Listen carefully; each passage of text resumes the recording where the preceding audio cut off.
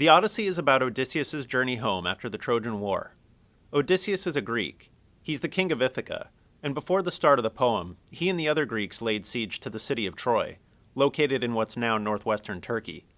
The war lasted for 10 years.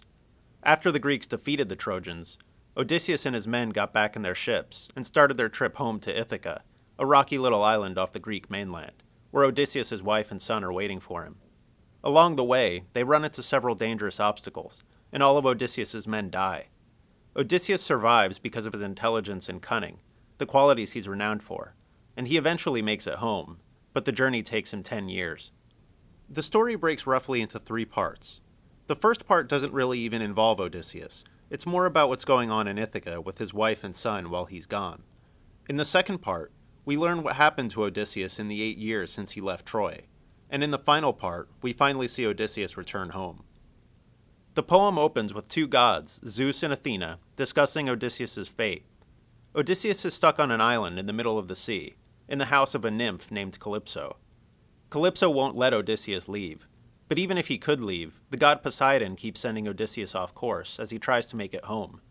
Poseidon is mad at Odysseus, because Odysseus blinded his son, the Cyclops Polyphemus. Athena says if Zeus and all the other gods agree Odysseus should be allowed to leave, then Poseidon can't really argue, since he's outnumbered. They should dispatch Hermes to tell Calypso to let Odysseus go, and in the meantime, she'll go visit Odysseus' son, Telemachus. Disguised as a man, Athena goes to Odysseus' home in Ithaca. Telemachus thinks she's just a stranger at first, and invites her in for some food and wine, though he figures out after a little while that the stranger is really Athena. He laments that he'll never see his father, and complains about all the nobles from nearby islands who are courting his mother, since everyone assumes Odysseus is dead. His mother, Penelope, doesn't want to marry someone else, but she doesn't want to tell her suitors to leave either, so they just hang around Odysseus' house all day and eat all the food. Athena prophesies that Odysseus will soon return, and she counsels Telemachus to round up all the suitors in the morning and order them to leave. Then he should get a ship ready, and visit King Nestor in Pylos and King Menelaus in Sparta. If he hears from one of them that Odysseus is alive, he should wait another year for Odysseus to return. But if he learns Odysseus is dead, he should make a grave for him and give his mother to one of the suitors. Telemachus calls an assembly like Athena suggested. He gets up and says that not only has he lost his father, but now these suitors are eating all his family's food and drinking all the wine. One of the suitors, Antinous, says Telemachus has no right to be upset. It's Penelope who's to blame. She's been leading the suitors on for almost 4 years, saying she'll choose one to marry as soon as she finishes weaving a burial shroud for Odysseus' father, Laertes. She weaves the shroud each day, but at night she unravels her work, and the suitors found out. Telemachus says he'll never force his mother to choose a husband and leave their house. He announces his plan to see what news he can find of Odysseus in Sparta and Pylos. Athena helps him get his ship and crew together, and she disguises herself as an old friend of Odysseus's, named Mentor.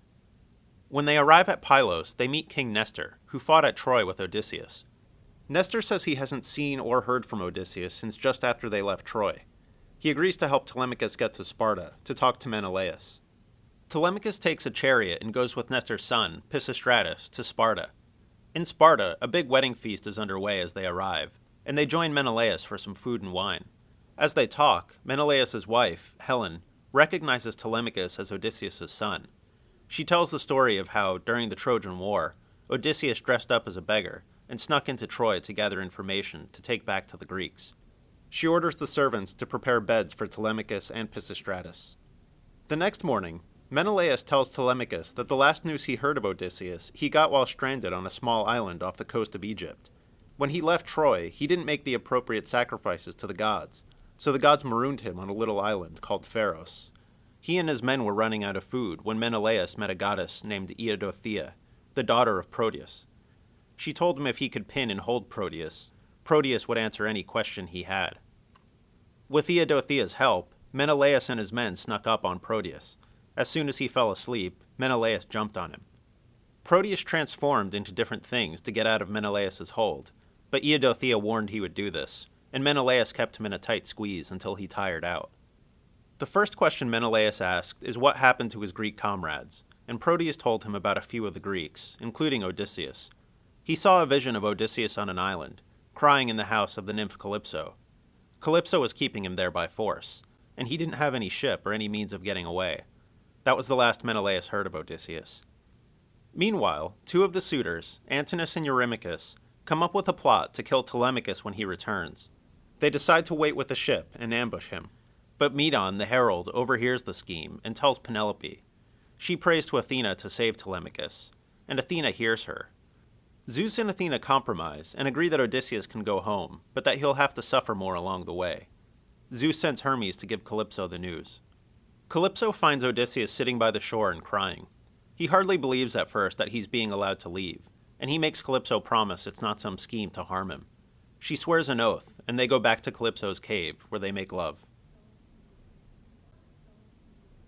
For the rest of the story, continue on to Part 2 of the Odyssey video SparkNote. For more information about the Odyssey, check out the Odyssey SparkNote on www.sparknotes.com.